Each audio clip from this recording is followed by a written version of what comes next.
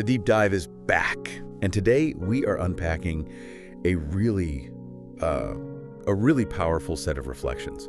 It's all about dedication, professional service, and the heavy emotional cost when that dedication just goes completely unacknowledged. Right. The core conflict we're diving into is, well, it's universal. What happens when this immense, sometimes lifelong effort meets with just absolute zero public recognition? And this is an exploration that's really rooted in professional ethics, but also in spiritual integrity. Our source material today is this profound commentary. Right. It uses some, ancient wisdom alongside a really remarkable and quite emotionally resonant modern story. And it's all designed to make us question how we define success. Exactly. Yeah. We're contrasting that sort of temporary nature of earthly applause with this bigger idea of an ultimate enduring purpose. So our mission for you, whether you're a professional, an entrepreneur, maybe a learner just catching up on a new field, is to extract insights, not just on ethics, but on the sociology of recognition inside any organization. We want to confront the surprising emotional realities facing anyone who's dedicated to that foundational work. Okay, so let's get into it. Yeah, let's unpack the high bar that's being set here. The reflection starts with a really clear standard of conduct. It's rooted in a commentary on the Apostle Paul's correspondence. In the New Testament, yeah. And the source material defines integrity in ministry through transparency. Paul specifically said he never used any dishonest techniques. Right. No financial schemes to manipulate or, capture believers' hearts. He was just insistent on being honest in his preaching and totally transparent with how he handled money. What's so fascinating to me here is that his ethical stance, it wasn't just some internal virtue. It was a visible external strategy. It absolutely was. The source material really emphasizes that this exceptionally high bar was set specifically to, and I'm quoting, cut off the opportunity from those who desire an opportunity. An opportunity to do what? To boast that they were equal to him while, secretly engaging in shady practices. Okay, wait. So if he's setting this standard specifically to stop rivals from getting status through questionable means to cut off the opportunity, doesn't that make integrity itself kind of a competitive move? That's a great question. I mean, is the pursuit of integrity ever a purely altruistic act? Or is it always, on some level, about defining who's worthy and who isn't? I think the author implies that true integrity has to withstand the pressure of competition. That's what makes it real. It's the ultimate separator. So it draws the line. It draws the line between those who genuinely serve, even when it's uncomfortable, and those who are just chasing status and recognition by any means necessary. The purity of the motive is what survives. And that distinction, genuine service versus chasing status, that brings us right into the modern and frankly heartbreaking reality that the author is seeing. He's a longtime pastor himself. And he sees what happens when that integrity, that dedication, isn't reciprocated by the community that's being served. He describes witnessing what he calls heartbreaking spiritual conditions in certain areas, certain congregations.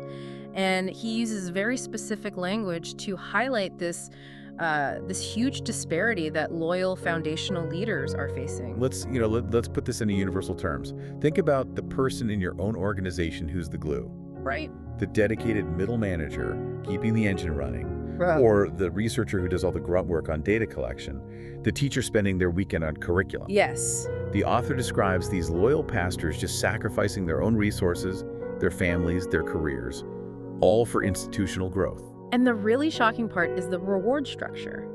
He details their salary as very little. Their workload is huge. And they get almost no love or appreciation. Virtually none from the very congregations that are benefiting. And then he contrasts this so sharply with the people who come after them, their successors, or the people who show up once all the hard work is done. And they're treated, as he puts it, like royalty. That dynamic is recognizable in literally every single industry. The founder of some unglamorous tech gets bought out for cheap. While the person who markets the shiny app becomes a billionaire. Exactly. The person who grinds out the foundational policy research is ignored. But the charismatic politician who announces it gets all the headlines. It's this painful cycle. The foundational workers get ignored. The harvest workers get the spotlight. And that creates enormous psychological strain. I mean, when dedication fails to bring recognition, people burn out. Or worse, they just become cynical. It raises a fundamental question then about the nature of a true reward. It does, and that question is just perfectly illustrated by this central, almost cinematic anecdote that Pastor Covey shares in the source material. This story is really the emotional heart of this entire deep dive. It's designed to just hammer home the huge gap between earthly success and an ultimate purpose. So let's set the scene for you. Okay, imagine an elderly missionary couple. They're returning to the United States after a lifetime. We're talking decades of devoted service in Africa. They gave their youth their entire adult lives to this mission, and just by pure chance, they share their return voyage on a ship with a monumental figure, President Roosevelt. And he was returning from an extended hunting trip abroad. So when they dock, the scene is it's pure spectacle. Roosevelt's arrival is a national event. It's a ticker tape parade before he even gets off the ship. The deck is swarming with reporters, photographers, news cameras. People are screaming. They're ready to interview the president about his successful hunting trip. Now, in stark, just agonizing contrast, the missionary couple is standing right there on the same deck, completely anonymous. No one. Absolutely no one is there to meet them. No reporters, no applause, no welcome committee for their half-century of selfless service. They debark, and they check into a very simple hotel room. The silence must have been just deafening. It's devastating, right? The sheer weight of that silence after a lifetime of commitment. And the husband feels it. He feels the sting of it acutely. He reflects on the day, and he tells his wife, this feels unfair.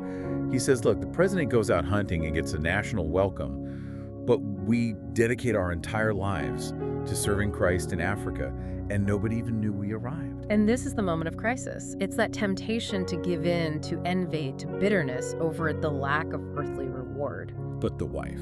The wife offers this pivotal, corrective insight. It really sets the tone for the entire commentary. Her response is described as correct and definite.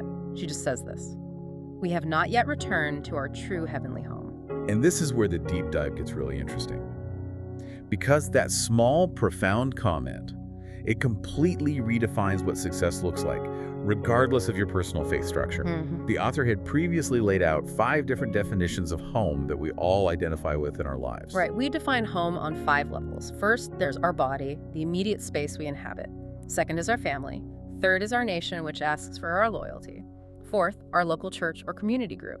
Finally, the Heavenly Father's home, which represents our ultimate purpose or destination. So the power of the wife's comment is that she recognized the mistake her husband was making. He was looking for validation from home number 3, the nation. For service that was dedicated to home number 5, to ultimate purpose. Exactly. You can't expect the rewards designed for the temporary to validate service that's dedicated to the eternal. And this connects right back to you, the learner, prepping for a meeting or pushing for that promotion. It really asks, are you chasing the immediate KPI, the quarterly bonus, the fleeting media spotlight? Which are all temporary rewards from a temporary home. Right. Or are you dedicating your efforts to foundational work that aligns with your ultimate defined purpose? The validation for that only comes at the end of the journey. If your goal is that ultimate validation hearing child you are home, then the whole Roosevelt scenario, it just loses all its sting. It's a fundamental reframing of motivation. But while the wife gives us this ultimate eternal perspective, the author reminds us that we can't let the earthly structures, the church home, just crumble while we're waiting. Exactly. And that brings us to the critical, practical, structural problem he sees today. Yes. He transitions from the spiritual definition of home to the very pressing challenge of maintaining the physical and emotional structure of community. He talks about his own context, 35 years at Beipu Church, and his thoughts on retirement.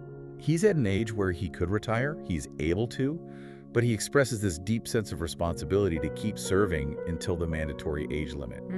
But the regret he expresses is really poignant. It is. He laments seeing these highly talented, experienced leaders just become silent. They seem to disappear after they retire.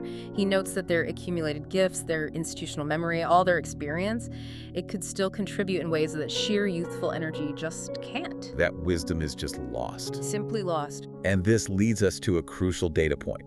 It's a challenge that isn't unique to his denomination. It's looming over almost all established aging institutions everywhere. He highlights a massive leadership cliff. Specifically, he reports that over the next 10 years, his denomination, the Taiwan Christian Presbyterian Church, We'll see 400 senior pastors retire. 400 in a decade.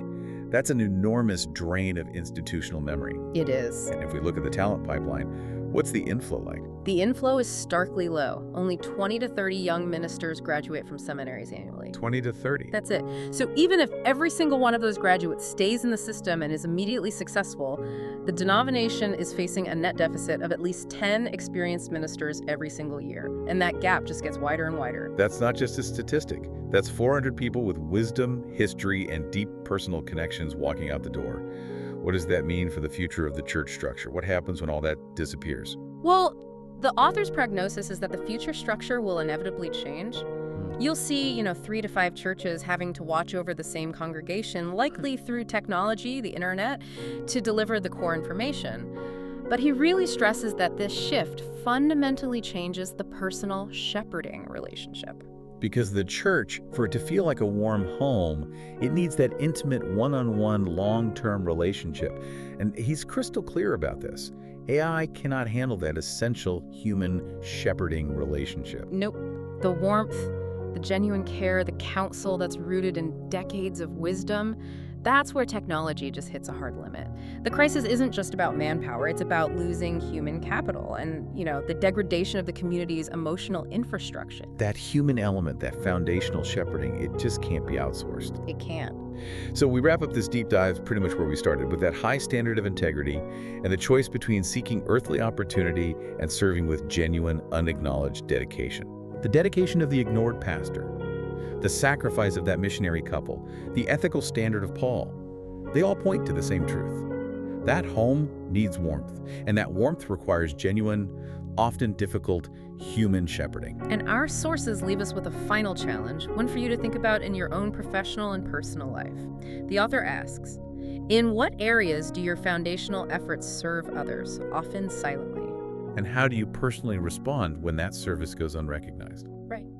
And if you're a professional, how can you use your specialty, and that includes technology, to support the essential human connection needed in your community, rather than just waiting for recognition to validate your efforts? Remember the wife's clarity.